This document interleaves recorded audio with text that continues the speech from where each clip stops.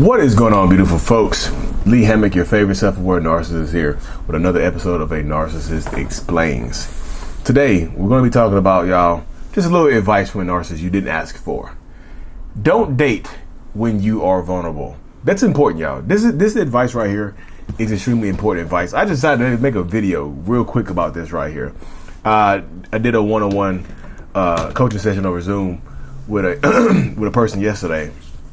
And she was just saying that I just met him at a very vulnerable time, and that kind of made me have a moment. I was just like, well, I heard this same thing a lot from a lot of people.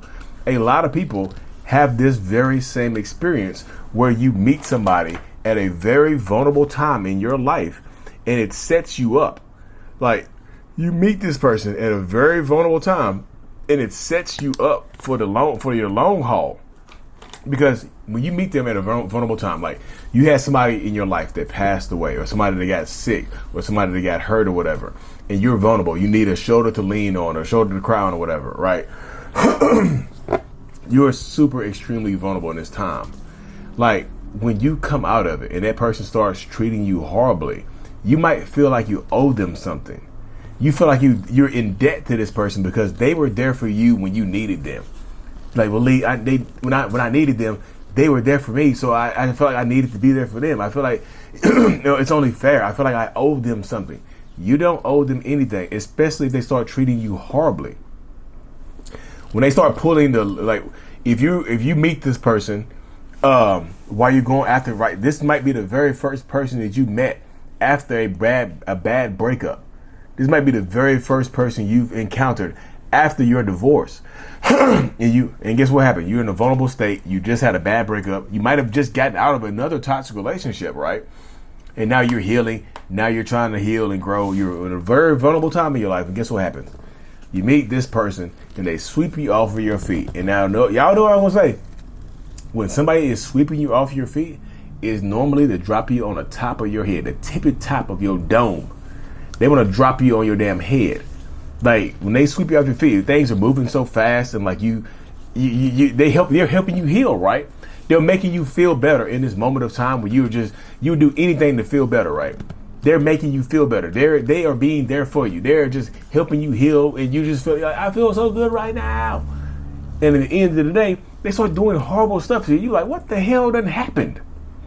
Like, what has happened here? And it leaves you questioning yourself. Because again, you might feel like you owe this person something for being there for you during your time of need.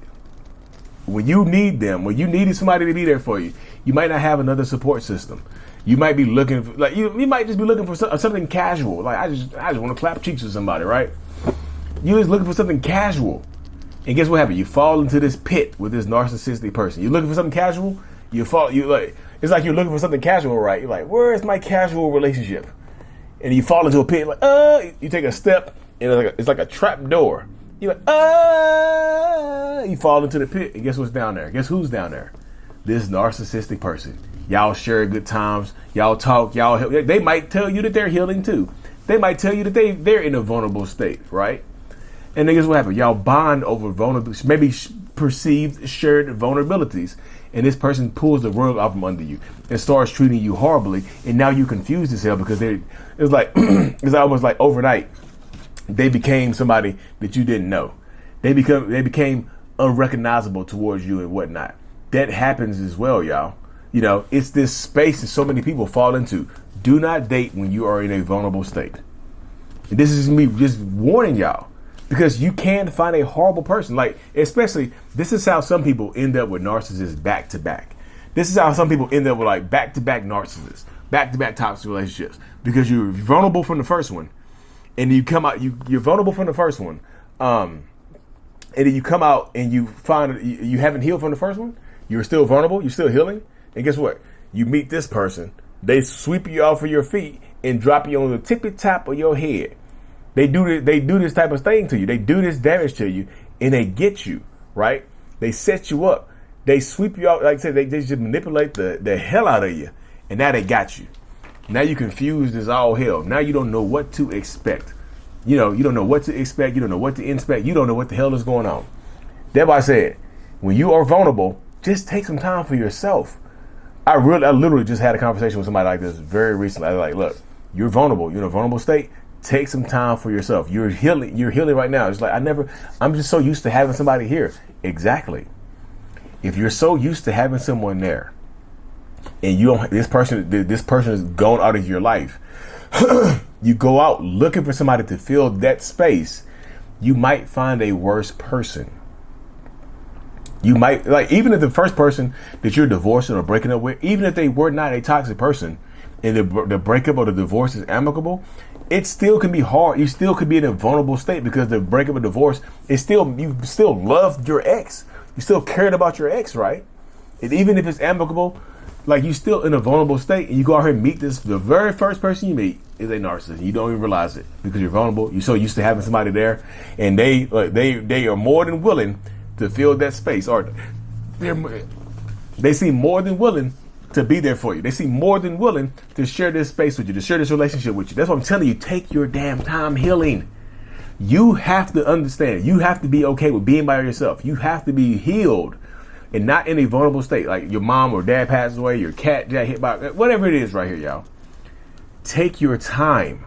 Because I'm telling you, the predators can smell, the predators out here, the narcissistic predators, the narcissistic abusers, they can smell empaths in the water. You know how they say sharks can smell blood in the water?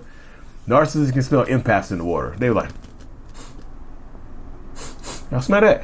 It's like a cluster, a herd of narcissists, right? They got beagle noses. Like, their noses are like beagles. Y'all smell that? What's that? There's empaths in the water. And then they come swimming towards you and they find you. They're about to tell you, you have to take your time, y'all. You really do. Because if you don't take your time, you're going to end up in a toxic, abusive relationship. And you're going to be upset and angry with yourself. You really are. And that's going to be so frustrating for you. It's going to, like, I don't say it'll tear you up from the inside out, but it can do a lot of damage to you. I think we can agree on that. It might not, although it might not tear you up from the inside out, it can absolutely do a lot of damage to you. Emotional damage, mental damage, like physical damage. You can gain or lose a lot of weight. Like, in your moments of vulnerability, take some time for yourself. If you have a support system, lean on your support. Lean on your support system. Lean on your friends and family members that you might have in your corner. Lean on them because they are there. They can be helpful for you, especially if they understand, like, the normal healing from a normal relationship or healing from a toxic relationship. Like, if you're coming out of a toxic relationship, like I said, I have a support group that can help you heal. They can be your support system. The support group is called the Mental Healers. You can find all the information and my one-on-one coaching and everything about me. You can find that at mentalhealness.net. Y'all will see if you scroll across the bottom of the screen.